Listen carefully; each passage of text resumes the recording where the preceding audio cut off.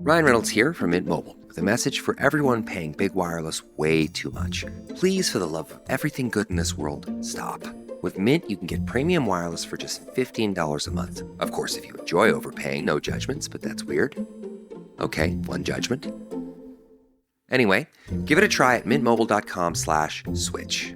Upfront payment of $45 for 3-month plan, equivalent to $15 per month required. Intro rate first 3 months only, then full price plan options available. Taxes and fees extra. See full terms at mintmobile.com.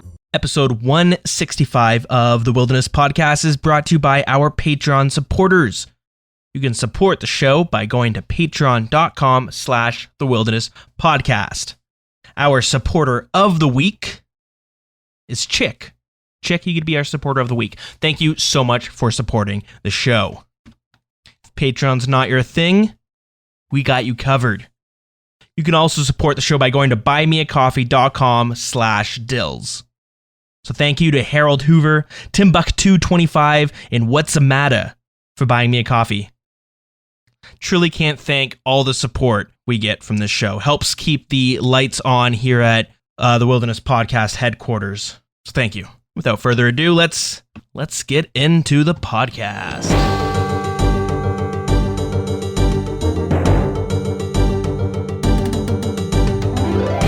Welcome to episode 165 of the Wilderness Podcast. I am your host, Dilz, and joining with me today is Heartless. How's it going? Hey, doing well. How are you? Not too bad, not too bad. So this week we're going to be talking about, well, old school RuneScape gets another birthday. Turns 8 years old this week, and they had a fun little event. Even I guess the reward was probably more fun than the event itself, but still, it's pretty good all around. Last Man Standing gets a new map added to it, and a new update. Seems like quite a big update might be coming to free to play. When I say big update, I mean in comparison to other free to play updates we might see. But anywho, well, we'll get into all that. Heartless, how's it going? What's been going on? Oh, well, not too much. I guess I wasn't on the pod last week, right? So it's been a couple weeks of gains. Yeah, anything notable? Oh yeah, we had a couple notable things. So I believe last time I had just finished Bandos. Is that correct? You'd be sounds the one right. Who knows. Okay, so I just finished Bandos, and I said I was going to go and get the Bandos Godsword, but then after thinking about it for a while, you know, the corp shields and doing corp is like fun, but there's a lot of other stuff I'd rather do before I get to that, because most of the shields are like fairly they're fairly basic. They're like kind of like cosmetic in a way. Like, yeah, the LE's cool, but they're more like flex items than actual useful upgrades right now. Yeah, that's true. There's like a handful of reasons to use each of the shields, right? Exactly. And it's like 3 KC per hour. So while it's like a fairly chill boss, it's not like a grind I need right now. So I put the BGS on the back burner. Having full Bandos is more exciting anyways. I use the chest piece all over the place. Nice. Yeah, it's a good upgrade. So I started, obviously I've been trying to send some Tobs. We sent a 3-man, me, Raichu, and Z-Space. And Raichu and I both died, and Z carried us for the last 15% of Verzik. Nice. And of course I got a purple, which was nice. And it was a Navernic Defender hilt. So that's a really sweet permanent upgrade to the Defender. Nice. Would you consider that like a massive upgrade? Like, how stoked do you get when you get that item? Oh, I mean, yeah, I was absolutely stoked. It's a huge flex item too, you know? It's like you don't see you see a lot of people with the Vernics, but not a lot of Iron Men. So it feels good to have that permanent upgrade and the basically max strength unlocked now. Yeah, I'd say if there was only 2 items you could walk away from theater with as an iron, you would probably want the Avernic simply because you use it the most out of all of them. And then probably the Sang. But I mean, there's a shout for the Scythe as well. It's just a lot more expensive to run because you use melee all over the place. Right, that makes sense. So, and I have the Sang and the Avernic, so I really can't complain. Like 100 KC, and I've got two of the best items.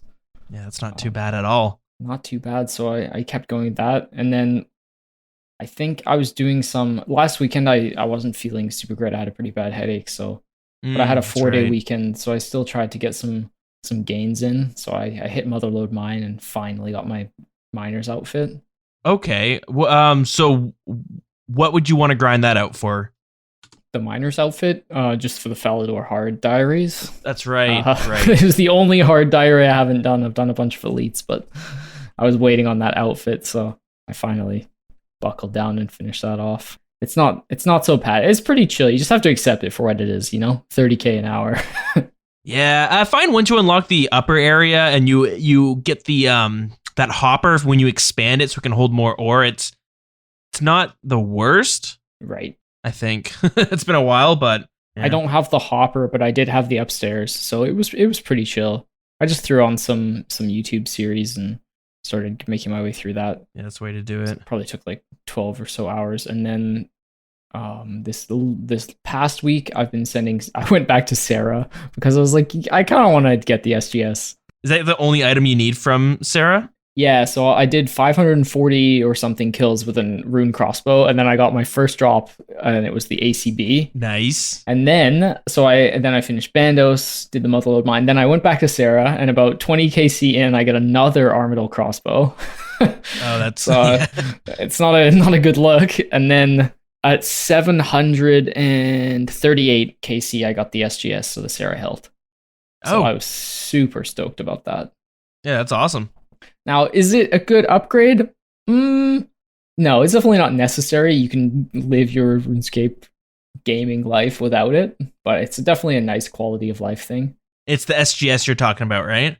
Yeah, it's useful at Nightmare. Some people use it in Inferno, other people don't. And it's nice on General Slayer, especially DKs, which is one of my favorite tasks. So I figured if I'm going to get one eventually, may as well just get it now, and then I'll get more use out of it. And that's what I did. And I just grinded 700 and almost 50 Sarah, which is some people would call crazy, but gotta get it done. Yeah, who's crazy now? It's funny. The SGS was like the first big purchase that I got on my account. Mm-hmm. And I think I rationalized it as like, well, you're going to save money from all the prayer and all the food. Yeah, definitely not. Yeah, no. No, it's an absolute niche item that you only really get if you have spare money, or in my case, but just spare time to go and send. So yeah, exactly. Cool. It's nice to be done, Sarah. I don't have to go back now. Bandos I'm putting on the back burner until one day I want to do Corp.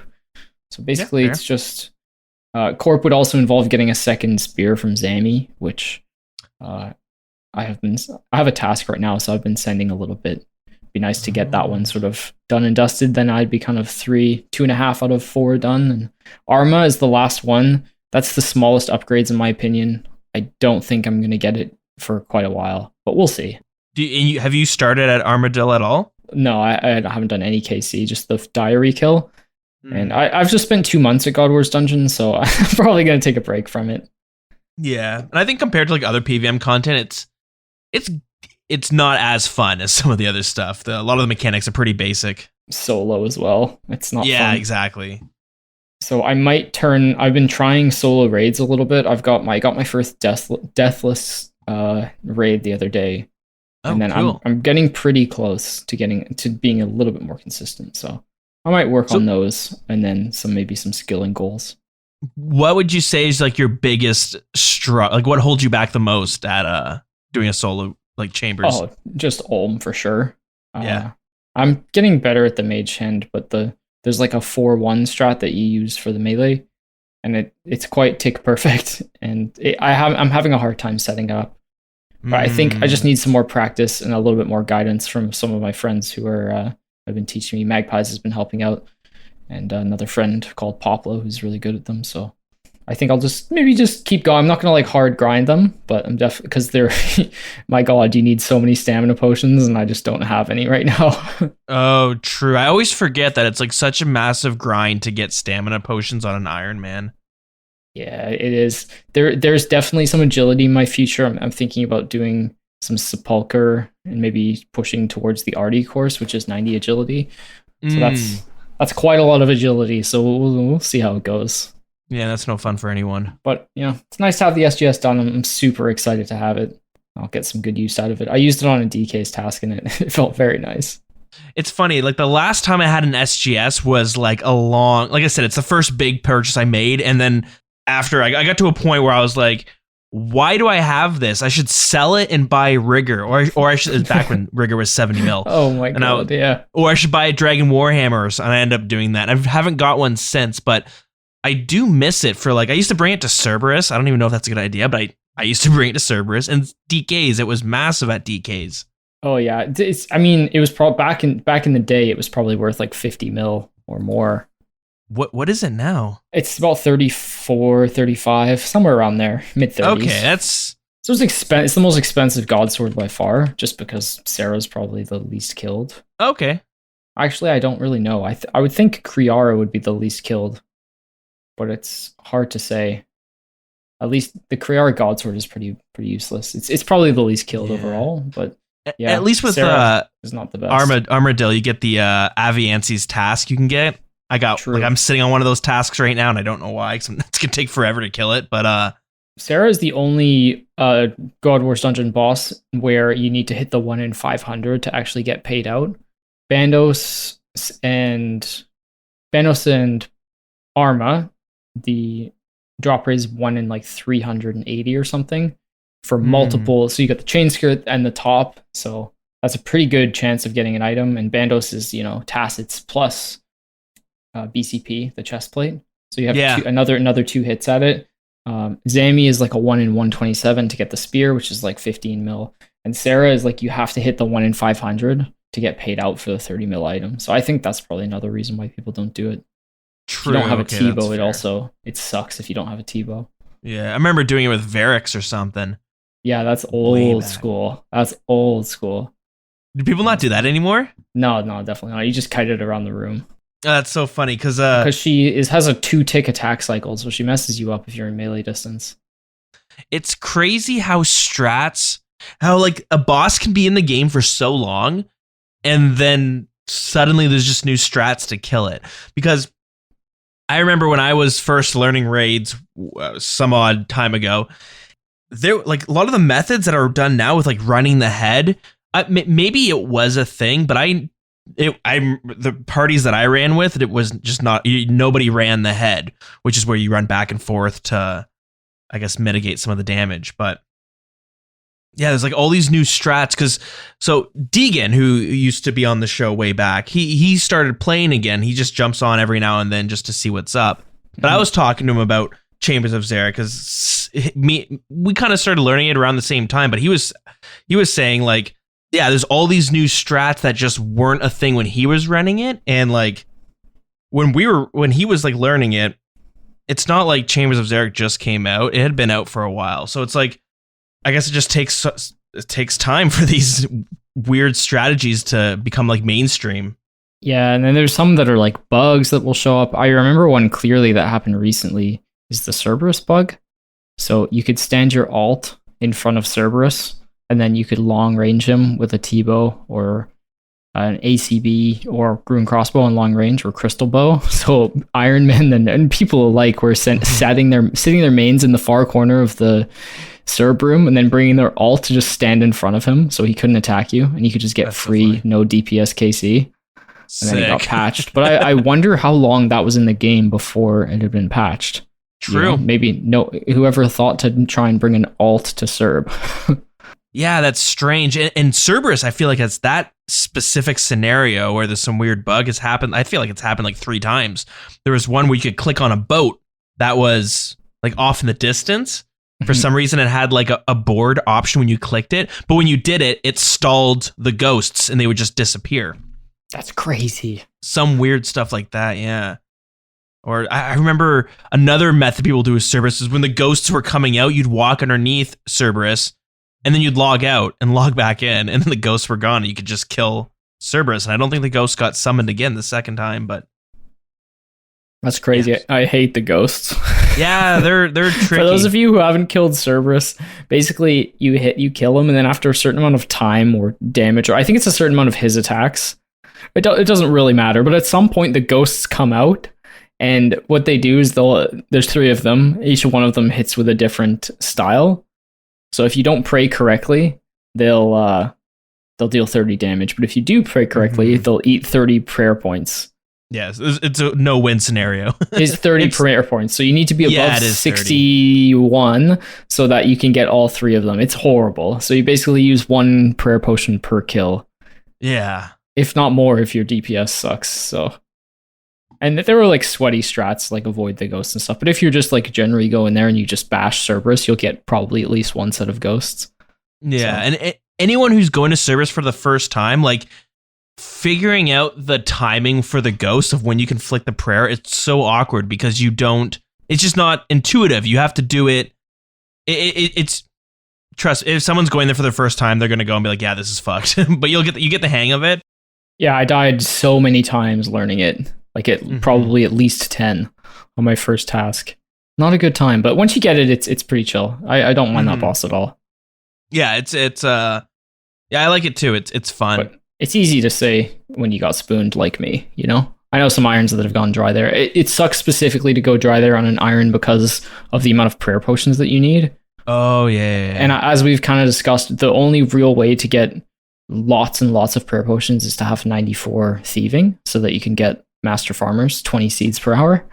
So if you don't have the thieving grind done, then prayer potions can become pretty tricky between the Serb shamans for the Dragon Warhammer, Basilisk Knights. This is quite a lot of prayer potion demand.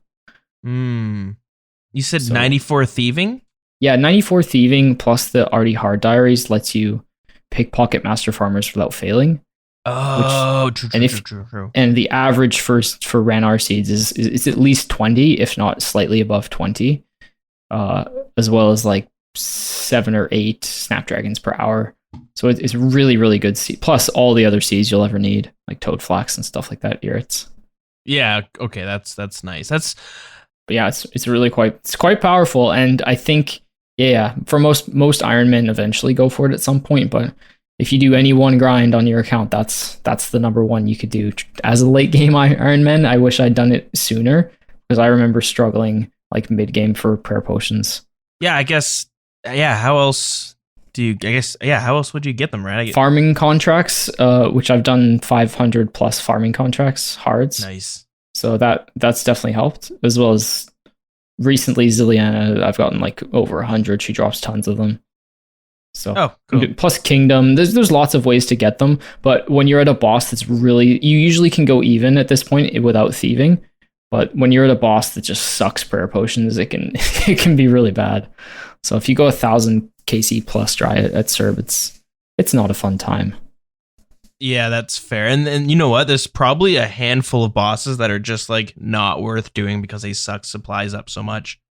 But the thing is, like, there comes to a point where it's either you do the boss or like what else are you gonna go for, you know? Yeah. Especially on an iron, like you got to do the grinds.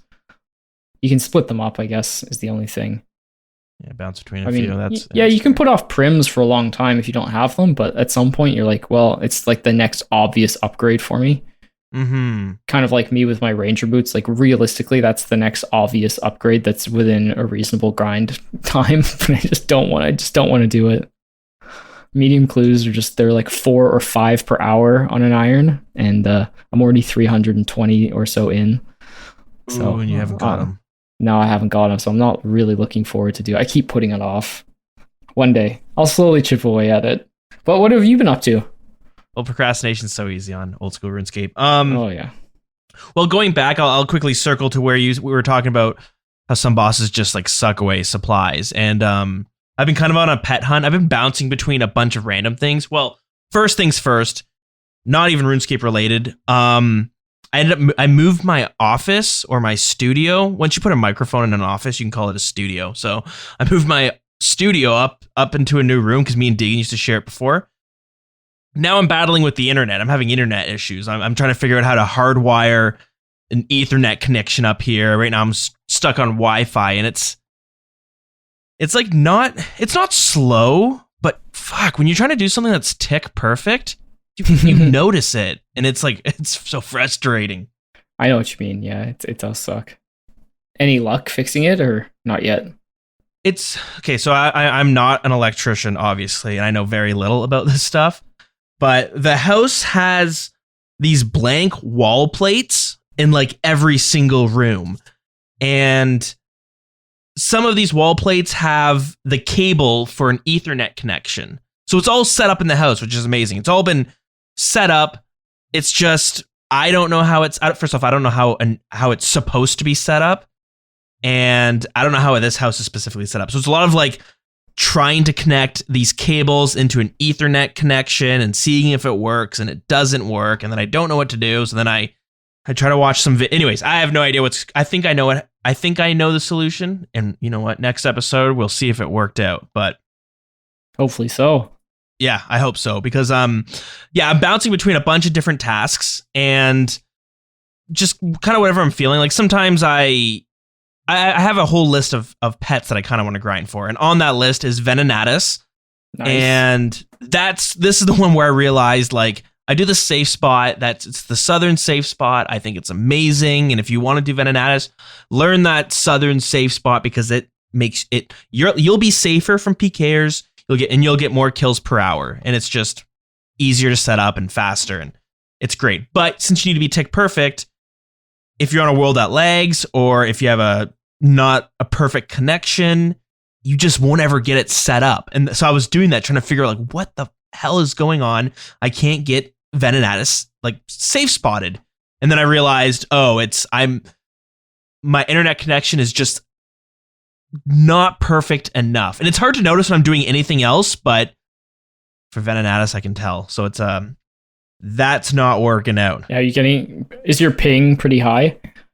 It's not that it's high. It's like, so normally I'll get like, was it 30 milliseconds? Is that what the MS stands for? Yeah. Okay, cool. I wasn't sure if it's some like technical, anyways. Yeah. So I normally get like 30 something, milliseconds, but now it's like 90. So it's like, you see, that's not bad.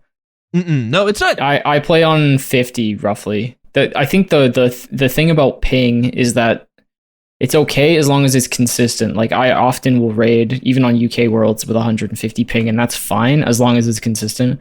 When ping jumps between like, I remember I lived at a house once where my ping jumped between like 30 and 200 all the time, and I just couldn't play League of Legends. You know, I could play other games. That's frustrating. But I just couldn't play any game where you need to be consistent. I could play on 200 ping. It wouldn't be fun, but it'd be better than jumping around all the time. So I remember League of Legends playing on not a great connection, and that's a frustrating game. Frustrating game as is. You don't add in yeah. ping issues and computer problems. Yeah, not a good time. I used to play on a MacBook that wouldn't load. Back in like season 4, before they updated the visuals, was when I really first started playing, right at the end. And there was this one log that my MacBook Pro would not load. So I would chase people and I'd be like, why can't I go through there and get them? That's so crazy. Yeah, it was pretty funny. But my computer was just so trash that it couldn't load it.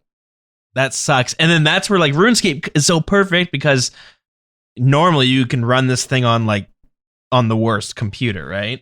Yeah, but everyone's got their sick desktops. I know. That's same. Like I remember I got the Oculus Rift, like the virtual reality headset. Yeah, I remember when you got that. Yeah, so I had already put the money, like the down payment. I purchased it, but I had to wait for it to ship out, which was going to take a couple months. And it was like the week it was arriving, I realized there was this like compatibility test you could run on your computer to make sure it'll actually run. And I just assumed it would, because I have like this graphics card, like I can play everything. Like I can play Skyrim and I can play League of Legends and Counter-Strike and no problems. But then it apparently was outdated, so I had to buy a new one. And it was like the hardest purchase to make, because I was like, the one I have, it's perfect. And I play most what I play is RuneScape, which, I mean, it doesn't even care if you... It doesn't require much, yeah. Let's be honest. Exactly. So it was a hard one to bite the bullet and purchase, but... Brutal. It happened. But anyways, so with like RuneScape, it's a game where most of the time the connection isn't that big of a deal. Mm-hmm. I can't believe for the longest time like that we had no Australian servers, so people who lived in Australia always had like 200 ping. That seems madness. But with Venenatus, the way you do the safe spot is you get them, you stand on this certain point, but Venenatus will get close enough where it will target you. And the second it targets you, you have to click to attack it, and then it gets stuck. the way you can tell if you could just, you see it pivot to look at you. And the second that happens, you click. So being off with your ping, it makes it so difficult because you almost have to click in anticipation for him to target you. So you're kind of guessing. Anyways, my whole point is I can't do Venenatis right now on this connection, and it sucks. So I had to pivot. I had to go and do some other bosses. So I did a little bit of Zolra, nothing fun there. And then I started doing a little bit of Scorpia because I haven't done a lot of Scorpia. That's a cool boss. So I like Scorpia. It's a cool boss. It's an interesting fight. The drops suck. You make like no money. They're atrocious. Yeah. And it's tough. So like I had fun killing Scorpia, but you're in such if a team jumps you, like you're very vulnerable. Yeah. You're basically dead if there's more than one person. Yeah. And even if it's not checked very often because it's such a shit boss. Like really the only reason people go there is like you for the pet, right? Yeah, that seems to be the case. Yeah, Scorpia has like terrible drops. I think I was there and I ended up getting PK'd, I think. But I had like 70k worth of loot after like killing it for like half an hour. So it's like it's not great for money. The pet's cool. And yeah, that's basically who's hunting is the people going for pets. Because also if let's say you're in max gear, you have unlimited money, Scorpia is apparently one of the fastest pets to get in the game because you can get so many kills per hour. And it's only 1 in 2k, which is the same as the other wildy pets, but it's quite quick and it has almost no health. The only thing you have to do with Scorpia, for those of you who haven't fought it, is freeze the little babies, which will hit the healers. But with Runelight, it's easy. You can just tag them and then barrage them. Oh yeah, it's super easy. Yeah, you walk in, you have to pray for, and here's what makes you vulnerable to PKers too. So in the fight, you need to pray range because there's like 100 little scorpions that are shooting something at you. But so you need to pray range, or you'll take a fair bit of damage. That also means when a PKer shows up, they have an easier chance of getting off like a tele block or an ice barrage, probably an ice barrage. Yeah, it's an easy fight. As you mentioned, you take down Scorpia to like half health, spawns 2 little guys that heal it, you freeze them, you move Scorpia out of range from the little guys, and then the little guys despawn, you kill it, you get like a rune dagger, and then you kind of contemplate what are you doing here. Or a phoenix necklace. But at least the nice thing is you basically just need your occult, tormented bracelet, and weapon, and then you can wear like monk's robes and whatever. Yeah, those are really the only 3 things you need to kill the boss efficiently. You bring your trident or your sang staff. You got it. With the new entangle sacks from LMS shop, makes it pretty easy too. So you can use those. Those little, so you get these little sacks. They're basically like, they have all the runes for whatever spell, and they only take up 1 inventory slot, and that's amazing for like PKing and stuff. So the other thing I've been doing is I was on my pure. I've been dabbling a little bit last week on my pure, and I was killing some good old black chin hunters. You hate to see it, but that's where I was. And having the being able to teleblock and then entangle them, but only taking up 2 spaces of inventory instead of taking up 5 spaces of inventory. Yeah, if you don't want to risk a rune pouch, pretty annoying. Oh yeah, exactly. That's been pretty massive. But that leads me to like what else I've been up to this week. It's just been AFK cannoning on my pure because I want to get it to 90 range before I can start PKing again, which once I get about 90 range, it'll round my account out to kind of where I want it. It's going to have like 80 strength, 65 health, 60 attack, 52 prayer, 85 magic, 90 range or so, and it'll be like 70 combat. So it should be fun. I should be able to actually fight other PKers without getting just absolutely demolished. But next step is going to be getting the fire cape, which I remember way back I wanted to do like a special stream event. I'm going to stream myself getting the fire cape because this is back when he had like 65 range. And then I was like, you know what? Let's just go straight to 90. We'll be good. Make it easy. Make it easy. Land at the T-bow as well from the main. You may as well. Yeah. Just make it real easy. Yeah, true. I could do that, couldn't I? Didn't even think about that. So that might be the plan, unless this leads me to my final story. This was exciting. I was very enthusiastic about this one. So I had this guy message me, I guess like 2 days ago. And he was like, hey, I'm quitting the game. I've been giving away all my items. Do you want my last 100 mil? And I didn't have this guy added, so I was like, oh, but his name was Tom's Mule.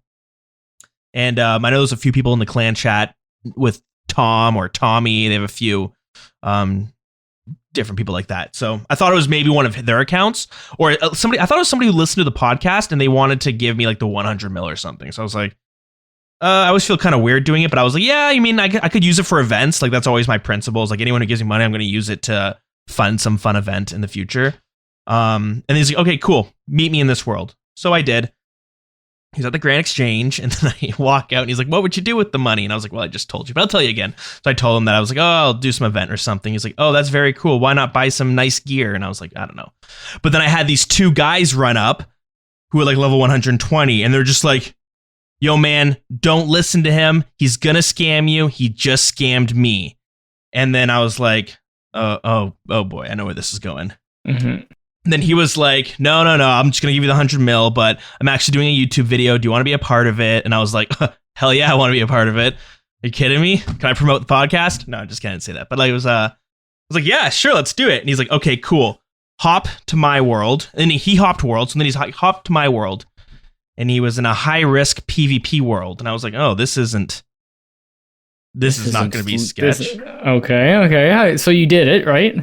Yeah, so I hopped to the high risk world, and he's like, bank all your items. So I banked it.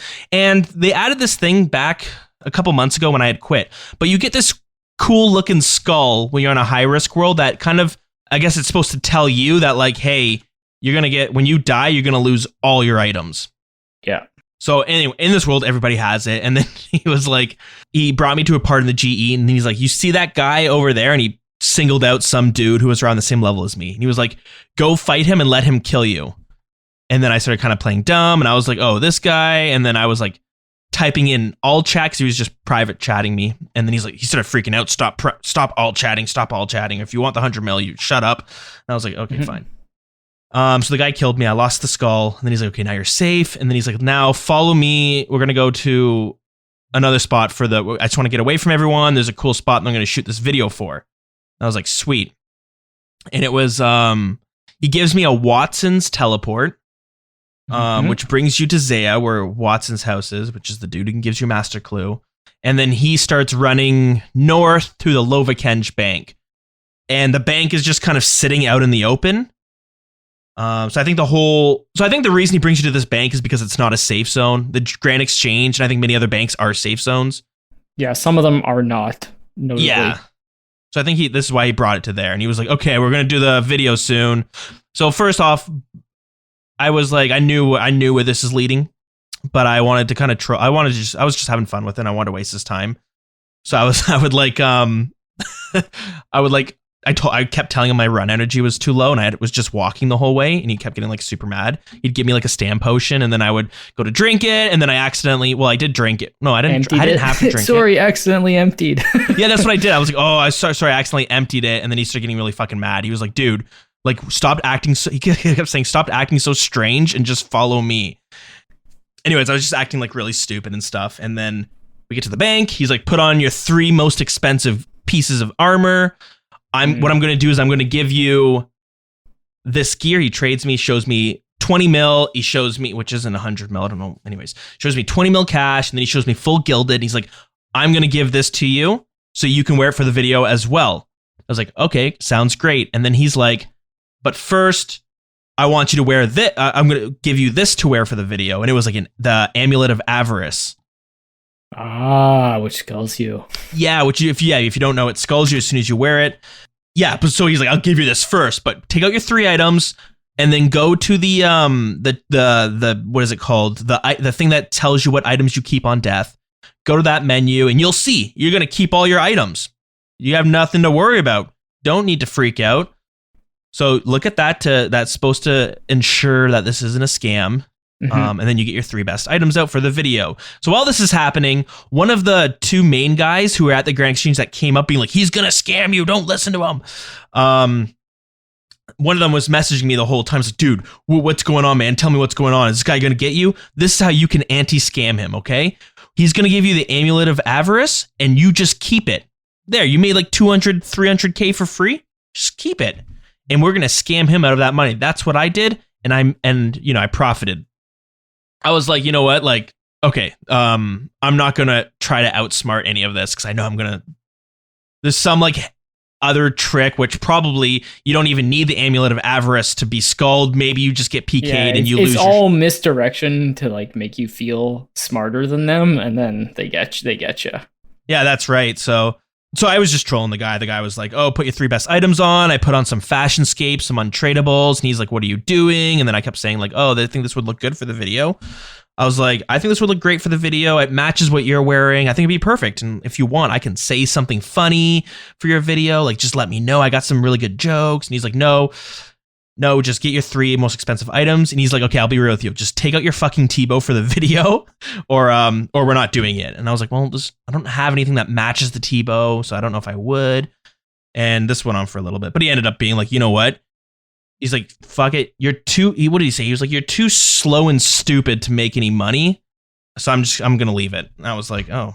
Nice. That was it. You got away. So you wouldn't take your Tebow out, which you're being a good boy. So as far as I know, sometimes how these scams work, and you see them on like, it's very uncomfortable. You always hear the same 2 or 3 voices in like videos when you've seen people get scammed.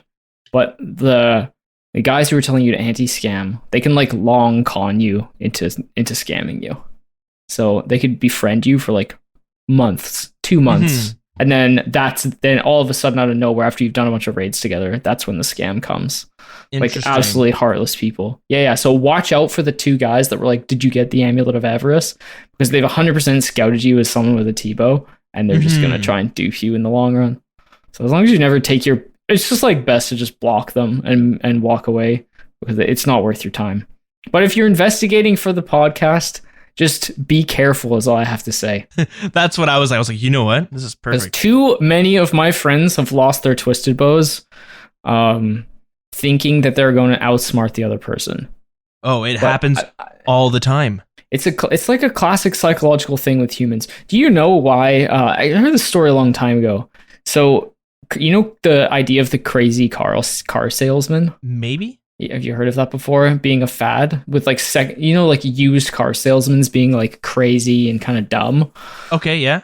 Or like sleazy in a way. That's like classic reputation. So apparently it all came from this one guy that was like that. He had these insane marketing scheme where he just advertised himself as basically a crazy person. Like, these deals are too crazy to pass up.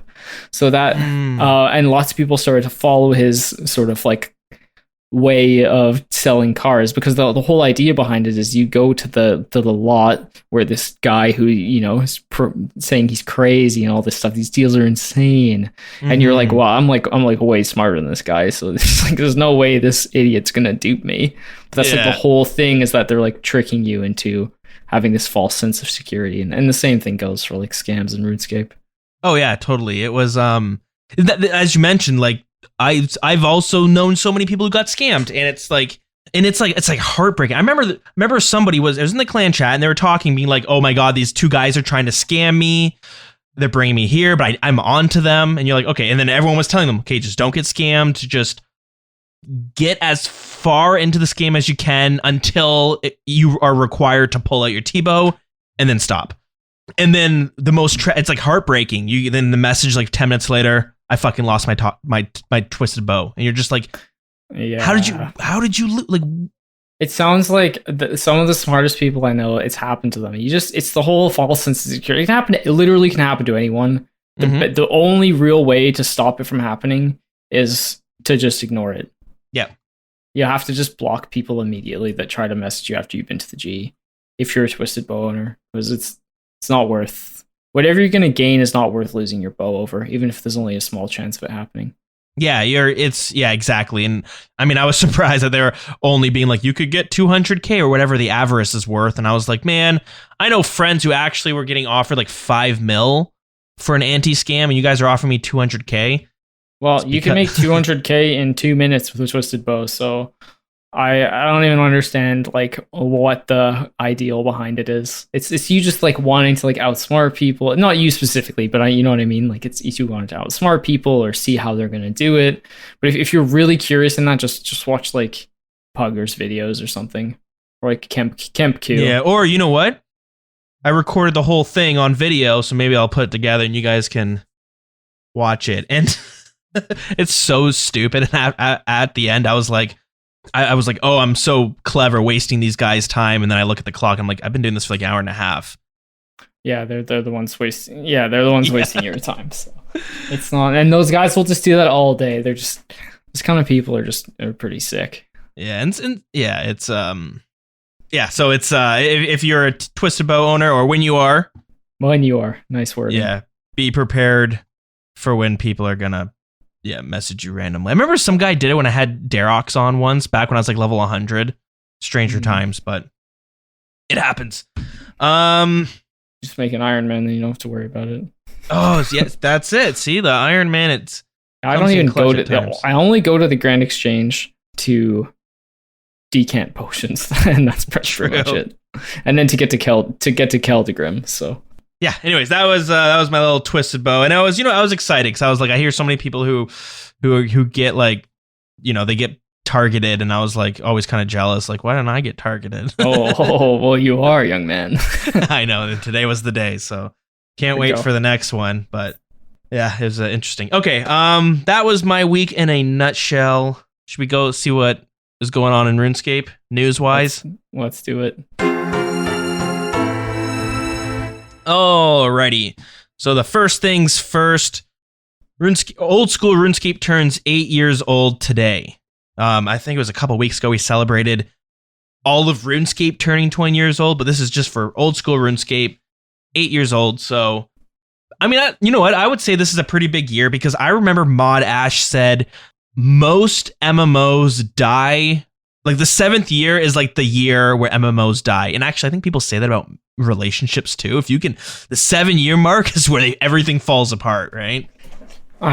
Sure. Apparently. Let's go with it. Well, yeah, exactly. Who knows? But the good thing is old school RuneScape has made it into the 8th year, and you know what? It's like doing better than ever right now. It seems thriving. So they had a fun little event. Did you happen to do this event? Yeah, the one with the monkeys. Yeah, the monkeys. You had to go capture some monkeys around Gillinor. Well, around like the Lumbridge area, I think. Honestly, I did it, and then I was like, I did it late at night, and I didn't exactly remember. Nothing really stood out to me except for capturing the monkeys, I guess. I typically I blitz through this kind of stuff, so yeah, it's not my favorite content in the game. I usually just try to get through it. But yeah, it's kind of funny to see the monkeys around Gillinor in the free play areas. Yeah, it was fun. I remember there was some of the dialogue was a little bit silly, and it was fun. And they tied in a lot of some of the other characters. Like you started by talking to the Duke of Lumbridge, and you go capture some monkeys. Yeah, it's not much. I think Magpie said it a few episodes ago where a lot of these events are just fetch quests, and I can totally see it. Yeah, they don't have not a lot of time to dedicate to these things, I imagine. So I don't mind them being short and sweet. Yeah, either way, that was fun. And the rewards from it seem to be what people are having the most fun with. Oh yeah. So you get a banana cape, and it gives you like these little shoulder. I don't even want to call it shoulder spalders. Is that what they're called? I don't know. But the best part is you get an item, a cursed banana, which you can wield in your weapon slot, and it makes you walk around like you just shat your pants or something. Yeah, it's like a sumo walk, I guess. It's hard to describe, but it is absolutely hilarious if you haven't seen it. You'll see people basically just crouched with your feet out and your knees sticking out. You just walk side to side. So good. Yeah, it's silly. So it's that's the fun item that everyone's having a blast with. It looks like. Yeah, the meme game has been on point for the Reddit recently, I have to say. There's been some hilarious cursed banana ones. Some nice respite from the equipment rebalances. Yeah, the best one I've seen so far is a guy that was following around saying he had like I was doing a birdhouse run, and there's a guy wearing a goblin mask, Moon Clan robes, which are green, and then he had some kind of backpack on, and he was pretending to be a goblin. It was just so good. The pet goblin. That's amazing. I was dying of laughter. You know, it's little things like this that really you have people who are just screwing around, and it makes RuneScape so much more fun. Like, I don't know. I don't remember seeing that as much in other MMOs, but I think people are so focused on EHP, efficient hours played, how fast can you level your account, that every now and then you need to like go against the grain and you need to spend like an hour walking around and pretending to be a goblin. Oh yeah, if you don't enjoy the journey getting there, then what's the point of playing? Yeah, the journey to become to role play, to cosplay as a goblin. The other update that came out along with that is Last Man Standing got a new map. So before they just had, can't remember what it's called, but they had the Last Man Standing map. But then this one, it's a pretty cool map. They turned Varrock, they condensed Varrock down, the city of Varrock, and reskinned it as a wilderness version. And it's called like Wild Varrock. So it's, the castle is in ruins. There's a lot of little buildings that have been like destroyed for the most part. It's not looking great, but I mean, it looks great, but it looks like looks like the wilderness. So yeah, that's pretty fun. Have you got a chance to play it? I did. Yeah, I did it on, I think it was the day that it came out. I went to go do some Last Man Standing. And so this is before I moved my office. So I still had a good connection. And I think I've been bragging every now and then on the podcast how I'm like this epic level Last Man Standing player. I got my one win under my belt. So I was like, that's sweet. I'm seasoned. And then I played it. Holy shit. I guess all the good players just got bored of Last Man Standing, or they were doing other things, because I got my ass kicked for like an hour straight. I couldn't even get a kill. People were destroying me. Wow. And I was like, oh, I'm done. I'm going to rage quit. That's crazy. But the map looks nice. It's cool. There's a lot of cool little areas where you can be like on a wall, so you could mage or range an opponent who's below the wall, and also you have a just better vision of the map. That's one thing that's kind of cool with the wilderness if you're PKing. If somebody's on a hill, like sometimes you just can't really see them if you're not on that hill, because the way the camera allows you to view the area. Yeah, I remember that was a strat back in the day, was D-dots. Everyone stand on top of each other of a specific hill that was hard to pan your camera over so you could see there's people actually there. You'd see a white dot on your map, couldn't see how many people were there. So there's areas like that in this Last Man Standing map, which is cool. I would love to be good enough that I could utilize those sort of things, but I'm not. So they look nice. My favorite kill I've seen in a while is there was two people fighting. One guy was unskulled with like crazy risk, like arcane spirit shield, stuff like that. A whole clan logs in underneath this guy, all venged, immediately as he's about to attack, and the guy skulls up and gets one shot. So it was pretty funny. Yeah, it sucks. That's well played by the clan, but you gotta be careful out there. You do have to be careful. Like, you have to be super careful. You were mentioning Scorpia. You can, if it's just one person, you can freeze them back, and then if you catch a freeze, you can just log out underneath them because they're frozen for at least 15 seconds. But you gotta be careful, because if there's someone standing underneath them, then you're gonna skull up. Yeah, true. Right. Okay. That's the thing. I'm always too scared of, like, I just run, and I usually die, but I just run. And then that's the thing with Scorpia too, is like, you typically don't have that +1 slot to bring the Din's Bulwark. So you're going to get dummied. Exactly. I think I would probably try ice blitzing and then logging out around the corner if I was pretty sure they were just a bad PKer, but it's hard to say. It is. When you're in the heat of the moment, it's always worth just dying rather than, and losing the 50k you risk or something. Then chug back prayer potions. And like, if I lost my tormented bracelet, I'd have to go back to gorillas. No, thank you. So it's not worth. Even if it's a small chance, like the scamming thing, it's just not worth doing. It's not worth. That's right. And that's the thing too. Like, I would consider myself to have like the average player's mindset when a situation like that happens where I get jumped at Scorpia, sometimes Venenatus too. I panic. Like, I get like my adrenaline's pumping, but I can't think straight. I bring a lockpick. So where Scorpia is, it's like north area of the wilderness. So it's kind of by the Mage Bank. But there's a hut. If you don't know, there's a hut there that the door's locked, but there's a bunch of magic axes inside the hut. So what people do is they'll bring a pick lock or a lock pick, whatever it's called, and they'll pick lock or lock pick the door. It's a lock pick. So you bring a lock pick to pick the lock of the door. Yep. Okay, that's what you do. You get inside the magic axe area, and hopefully the PKers don't have a lock pick either, or they just don't have one. But it's single combat in that hut. The axes will keep you busy. You can usually X-log or something, or sometimes they'll just leave. So that was my plan going in. If I get jumped by Scorpia, I'll go there. And the next thing you know, I'm like running just south of the wilderness. I'm like, I'm going to run 40 levels to get out of the wilderness because I don't know what to do. And then you die. But anywho, yeah, the wilderness, got to be careful. And now the wilderness, the Varrock wilderness, you got to be careful if you're doing last man standing because people are really good. So maybe things have died down since then.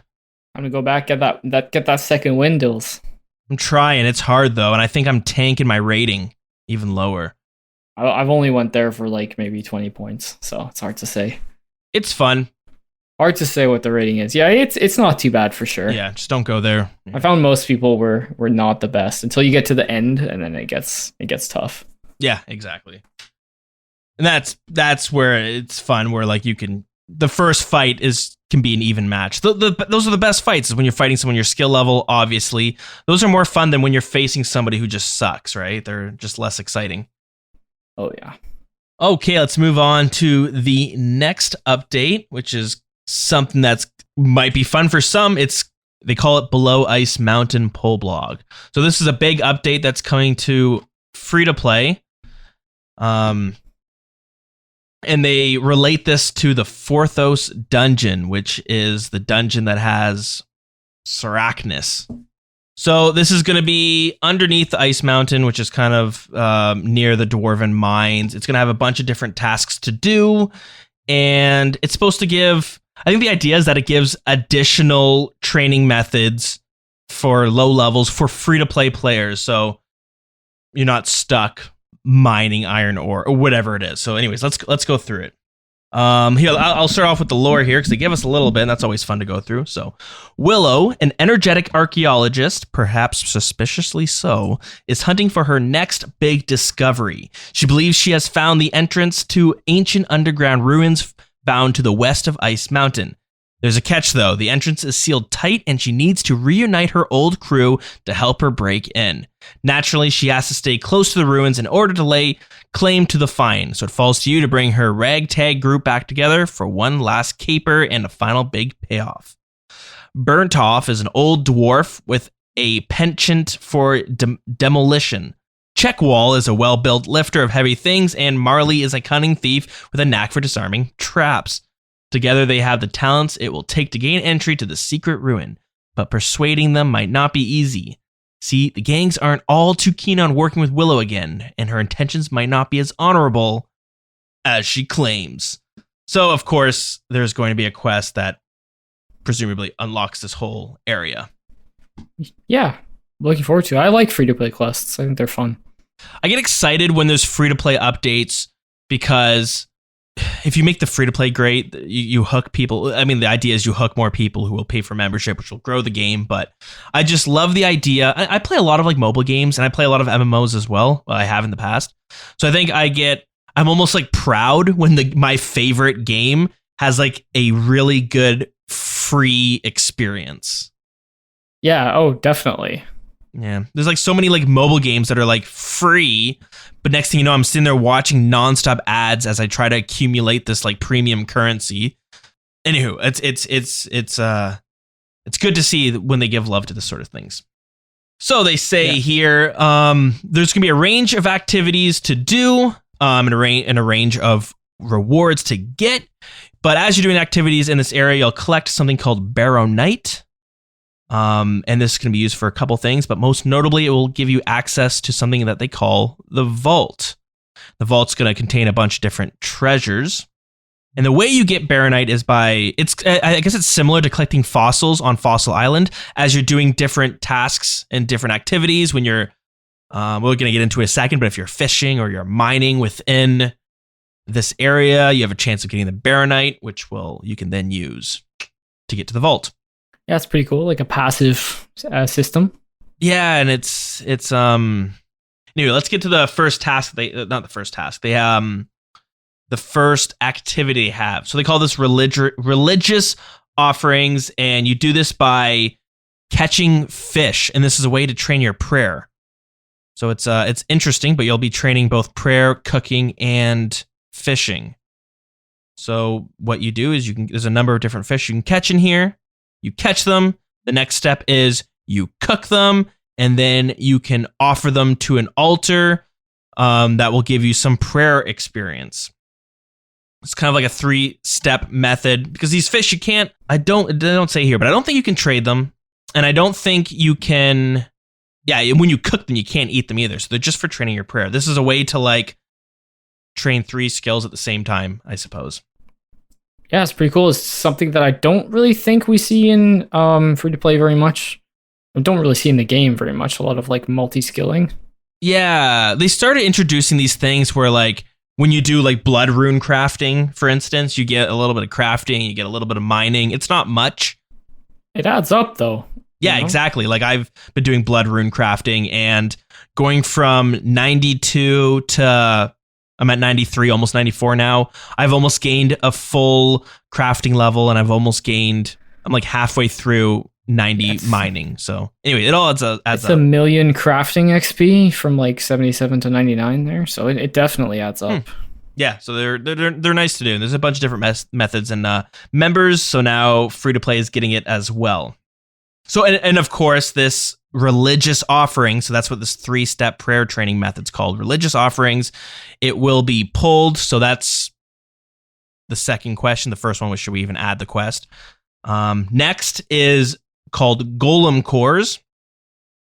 So this is all, of course, an alternative to training, to using rune crafting altars. You can go to these golems.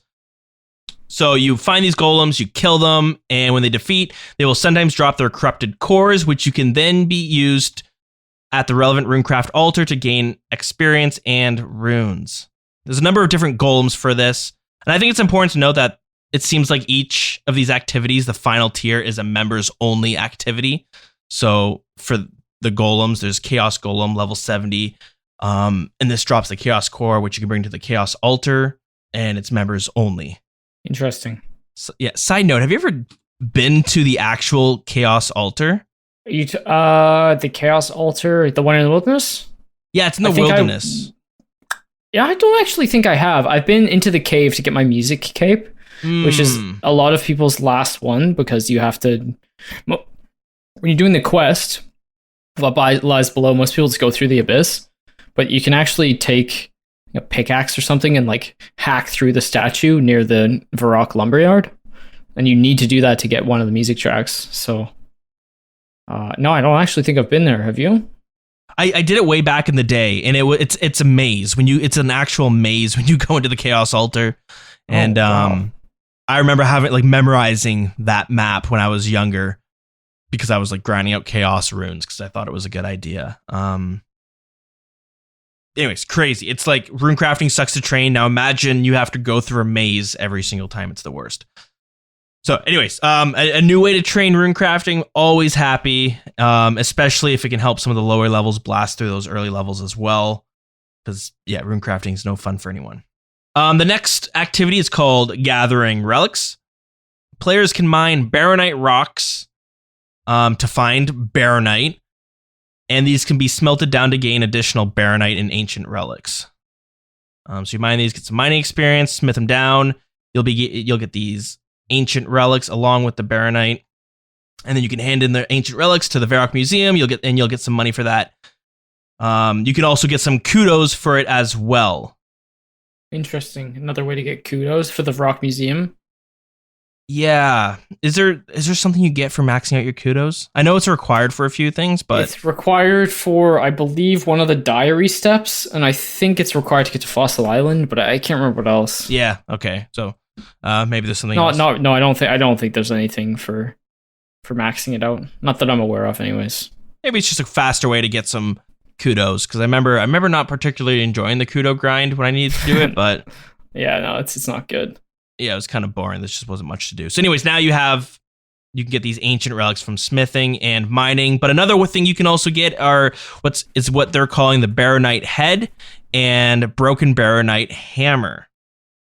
These are both going to be rare, and the broken Baronite hammer is going to be members.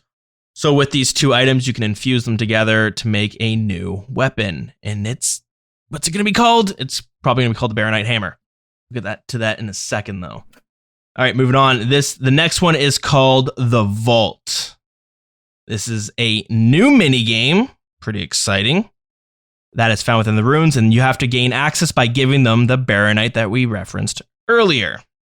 Each time you enter the vault, it will cost you more Baronite to get each time, so it's not like the Gargoyle boss where you get the key once and it's unlocked forever. And then once you're inside, players will get a limited time inside before you are forced out of the vault. The vault is a maze, and it's home to many different chests. You get 1 minute to loot as many chests as possible, and then you have to reach the exit. If you don't make it out in time, all of the loot you looted will disappear. And to add to that, the locations of the chest and the loot within them will be randomized. So there's not going to be some optimal route you can figure out or watch a YouTube video for. Yeah, and there's going to be certain doors that close randomly to make it different every single time. So the loot will consist of different gems, gold, and alcohols worth a small amount of money. The money-making activities will be comparable to killing hill giants, crafting diamond jewelry, or mining coal. All right, not bad then.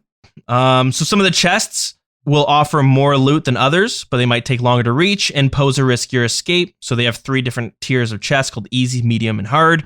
Easy will give you 200 gold per chest. Medium is 500 gold per chest. Hard will be 1.5k. Make it bank tonight, Dilz. Yeah, I know it's hard to get excited for this, but let's try. Put yourself in the shoes of a level 3. Yep. Because I remember being at the library when I was like level 20, and I was with my friend who's also at the library, and he got the mysterious old man who gave him like 600 gold. And I was like so jealous. How old were you when this happened? Oh, pretty young. Like he got 600 gold and I started sulking. I was like, oh. I genuinely wonder how many people play free to play right now that aren't. I know we can just look at the worlds and say, oh, there's like 300 people, but I'd imagine the majority of people in free to play are bots. That's my guess. So I think it's just a handful. So when you add skilling methods, I think when you add skilling methods to free to play, it's a little strange because you're adding for such a small percentage of the player base. Whereas when you add something exciting, like a little quest here or there, gets more people into the game. Because free to play at the end of the day only has so much to offer. Yeah. Unless you're Autumn Elegy's free to play Ultimate Iron Man. But the majority of the people just move on to members at some point because most people that play this game are 20 plus and can afford or have friends to give them bonds or something like that. So sure. Yeah. And I think adding the skilling methods is cool. Like it'll get them interested in maybe learning about better skilling methods in members, but is it really going to be used a lot? It's hard to say. Yeah, it'll be interesting to see because they kind of break down the experience rates for some of these activities, but they did it in a very confusing way that I'm a little too tired to try to dissect it right now, to be honest. They can't be good, right? I mean, they can't be, right? That's the thing. They can't introduce like a new best way to train. That's why they stack like 3 different skills in one activity, because then they can be like, well, it's not the best fishing experience, but if you pair it with cooking and prayer, it's the best way to train all 3 at once.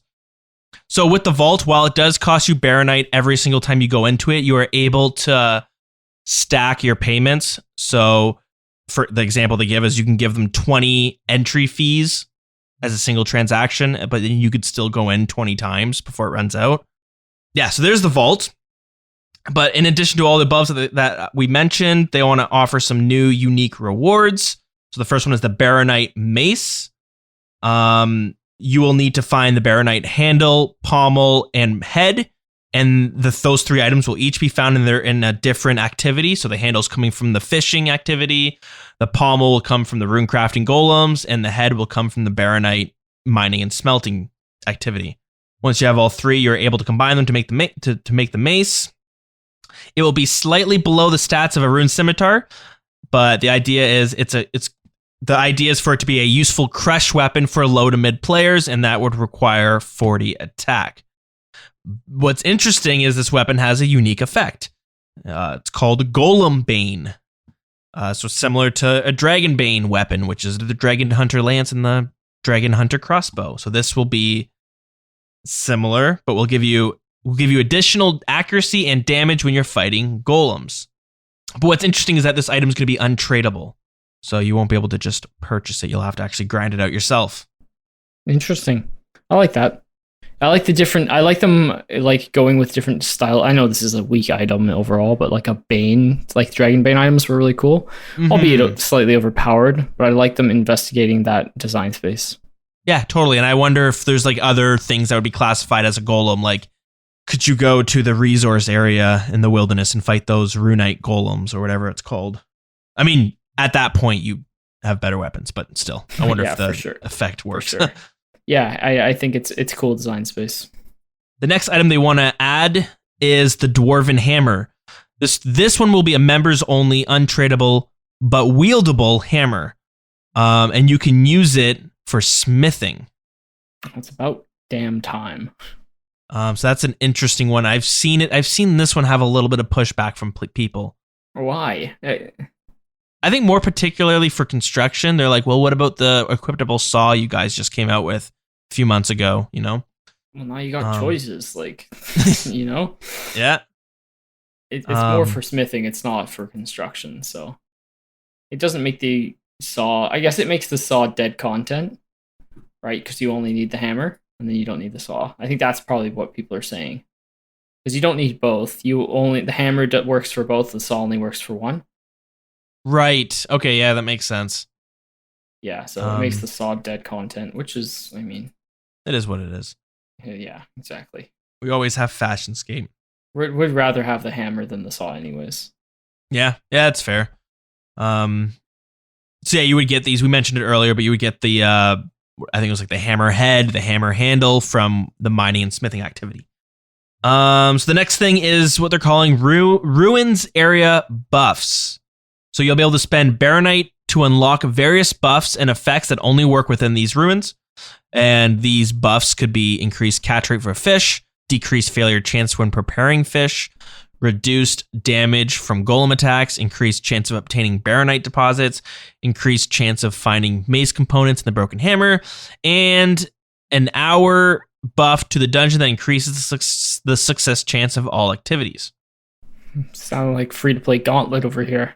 Yeah, I'm like, there's so much to this, and I feel like it's going to be underappreciated just because the people that seem to follow like the most updates, like as soon as an update comes out, they follow it, they know what's going on, they want to test it out. These players are usually not the players that would benefit the most from this.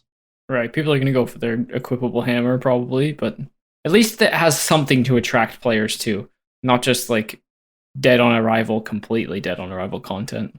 Yeah, it's and like free to play skilling that like essentially no one would use. And I imagine it's going to be it's going to be fun, and I imagine it's going to look cool. So I think that hopefully that will pull a lot of free to play players to be testing this out, which would make it a new like social grounds for people to hang out. What do you think their goal with this is? I think maybe they just realize that a lot of new players play free to play because there's no point in bonding up right away, and they probably just get bored of like wood cutting. They get bored of like fishing. They're like, oh, is this what RuneScape is? And you're like, well, yeah, but you shouldn't be saying that this early on. Let's wait till you're invested a bit more.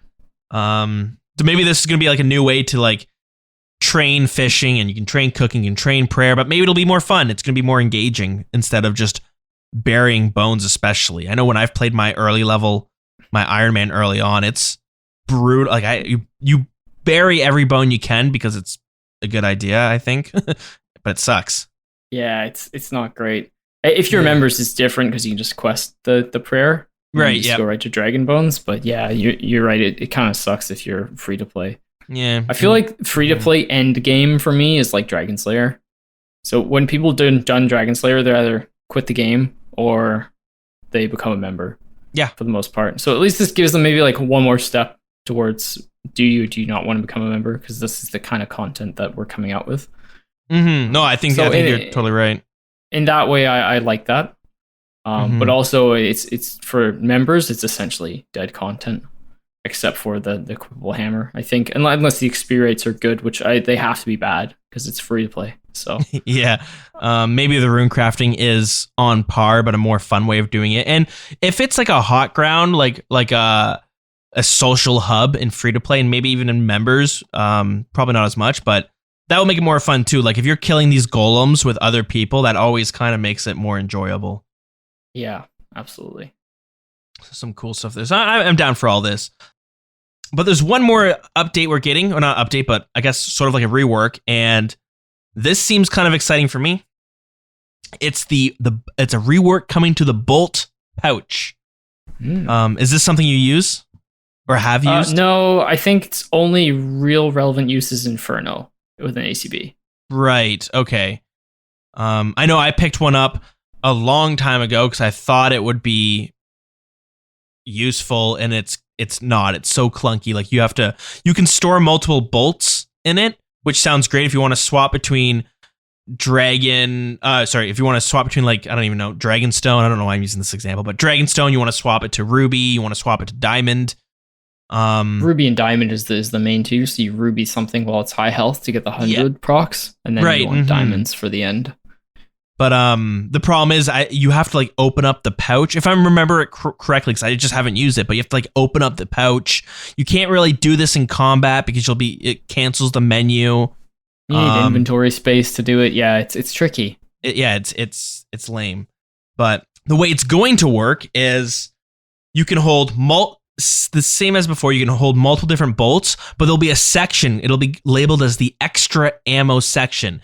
And when you have the bolt pouch in your inventory, you can go to your equipment screen, and you'll have, if you look at like the tile of where you put like maybe your gloves, the tile where you put your boots on the equipment menu, there's the arrow tile, but there's going to be a second arrow tile.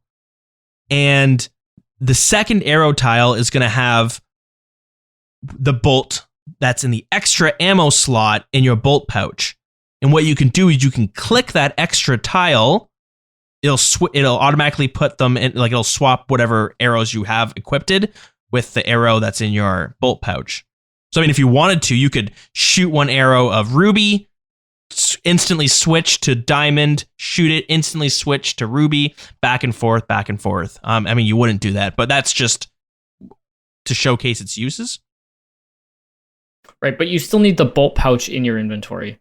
Yeah, right? yeah. So you're not really saving slots unless you have 5 bolts, but you wouldn't. But I think, but can't you bring a blessing? Well, if you're, say, using your blowpipe, and then when you use your crossbow later, you could put your bolts on, and it uses the same amount of space.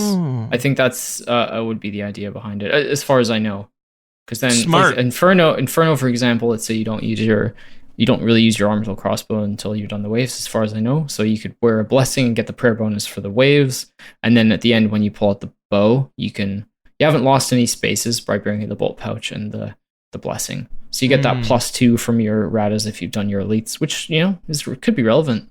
That's cool. Yeah, and it's clear up some inventory space too. You can put your broad bolts.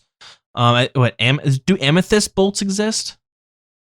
Amethyst broad bolts do, yeah. Okay, so that's the broad bolts upgrade. So you could have like that with your diamond dragon bolts and your ruby dragon bolts. You could have all 3 of them in your inventory slot for whatever reason. In your bolt pouch. Venezuelans, I believe. Exactly. cheap and cheery bolt. They're pretty decent. Yeah, so it's a cool upgrade. Cool. Yeah, so that's all the updates. That's all the poll questions for that dev blog. Nice. I imagine it'll pass as far less controversial than our last vote. I hope so. It's like I said, I'm sure if you go on the subreddit, people have broken down the experience rates. I found it was confusing when I was trying to break it down. I could see people like avoiding any issues just by voting no. But anywho, yeah, I'd be surprised if this doesn't pass. Most people, the average person, I think, is in favor of free to play because it's just it's kind of like a reflection of the game in itself. If the free to play experience is amazing, oh man, just imagine if you're spending $11 a month now. Yeah, and you always want, as in franchise players, you always want new players coming into the game, so it keeps the game alive and healthy.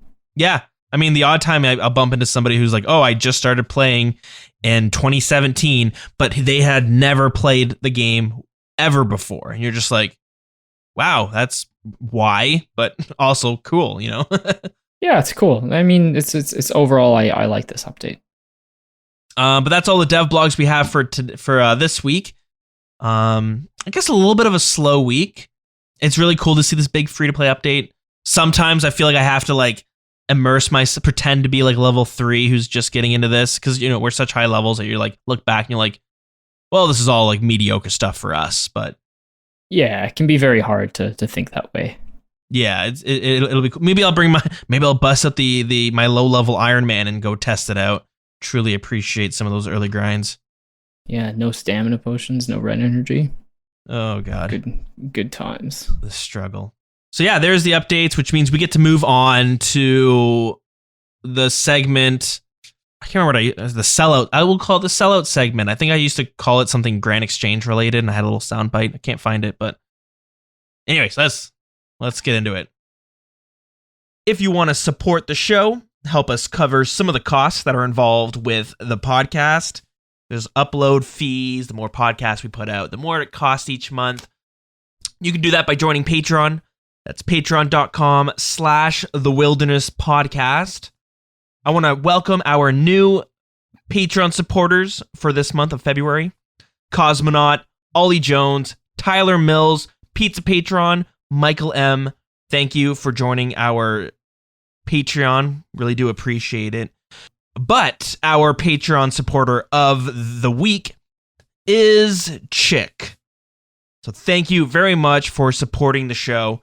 Thank you to everyone who continues to support the show. We seriously can't thank you guys enough. But hey, if Patreon's not your fancy, that's fine. We got you covered. You can go to buymeacoffee.com/Dilz, where you can make a one-time payment instead. So I would like to thank Harold Hoover, Timbuk225, What's the Matter, for buying me a coffee this week. The way I'm incorporating the Buy Me a Coffee pledges is for each coffee paid for, you'll get a shout out for each episode. So that's how that one's going to work. So again, if you want to jump into that one, it's buymeacoffee.com/Dilz. But again, guys, thank you so much for all the support. It's truly mind blowing. I can't wait to offer more content to the supporters. Every now and then there's like a early access to an episode or some blooper reels or on the Patreon, stuff like that. But I'm excited to do more of that. I won't say anything else until stuff are ready. If you want to come hang out with us in game, you can do that in our clan chat called Wild CC. We also have a Discord. There's going to be a link in the description here, or you can go, if your Twitter's more your thing, you can go on Twitter at the WildernessRS. You'll see it pinned there, and you can send us emails at thewildernesspodcast@gmail.com. Heartless, is there anything you want to throw out there? I don't think I think I usually skip over that, but do you have anything you want to plug? No. Do you want to start streaming? No, I'm good. I used to have a stream when I played League, and I would throw it up a couple times a week, but I mean, it wasn't much. Let's be honest. I stream to our friends in the CC. Definitely, if you see me or anyone else hanging out in our Discord, come and hang out and like say hi to us. Even if you're like not an end game player like we are, or doing the content we are, just come and say hi. We're usually like streaming our stuff too, so you can ask questions or just hang out and make some new friends. We've got a ton of people in the CC recently. Feels like it's doubled or tripled in size. We had like over 40 people, which was like that's a new milestone for myself. I've never seen it that high. I was like, whoa. Yeah. That's very cool. But that, as you mentioned with the people streaming, that's like sometimes I'm like, I'm getting ready for bed. I'm brushing my teeth. I'm like just doing all that stuff. And I'm on Discord and I notice there's like 6 people streaming. So I'll hop in and I'll watch somebody skilling. Someone's doing the Inferno. 2 people are doing Chambers of Zarek. Someone's doing Theater of Blood. And you're just like, yep, pretty much. We got a little bit of like, we got a mini Twitch going on in here. This is cool. I would say most nights we're in there at some point, and we have people West Coast, we have people East Coast, and weekends especially. We definitely game hard. So come out and hang out with us and make some new friends. Yeah, we got people all over the world. That's the coolest thing. Sometimes I have trouble sleeping at night, so I'll go on RuneScape, and it's like amazing that there's always people on to like kind of keep you company if you're like, oh yeah. Huge contingency of Brits in the CC. So shout out to our Brits, Dan and TK. Those are the only 2 I remember right now. Our Traditions is British as well. There's quite a few British people in the CC, so it's cool to see. Yeah. You've stayed up late. So Raichu and I are we're both on the West Coast. Sometimes we stay, well, fairly often we stay up till DGen hours, like 1 in the morning or something, and it's a bad time, and it's getting 1 in the morning DGen hours.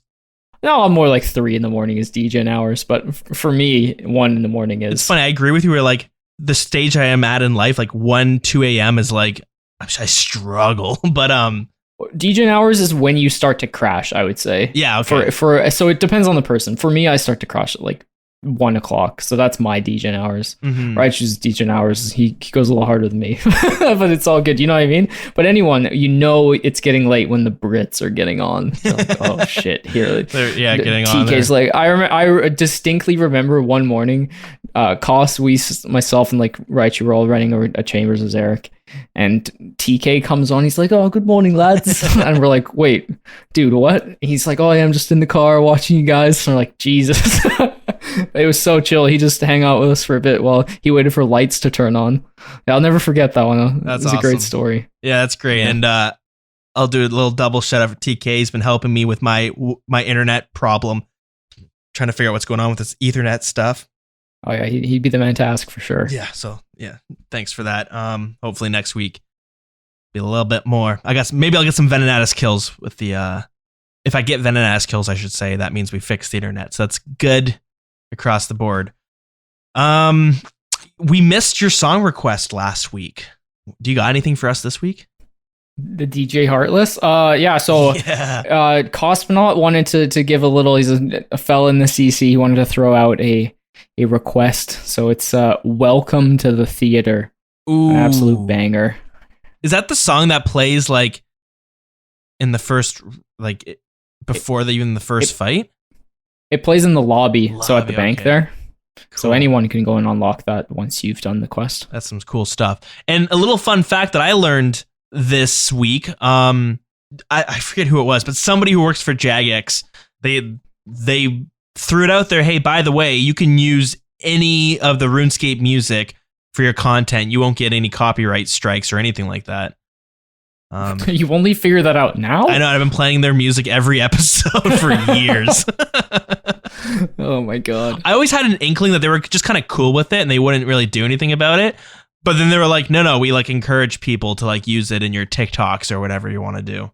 Yeah, Sea Shanty 2 has gone viral. Oh, it has the sea shanties. All right, welcome to the theater. Welcome to the theater is a music track that is unlocked upon entering Versinhaza. It was composed by Julian Surma. I guess that's it for us today. Let's not as much info as it was with the Inferno one 2 weeks ago. I know. I think it's one person who does these musical breakdowns, and he just doesn't get to ever. So songs either have a lot of information, or they just like, this is where you unlock the song. Much. Yeah. So, yeah. Enjoy it. Anyways, no luck enjoy this it. week. Yeah, exactly. So enjoy it. We'll see you guys on the next one.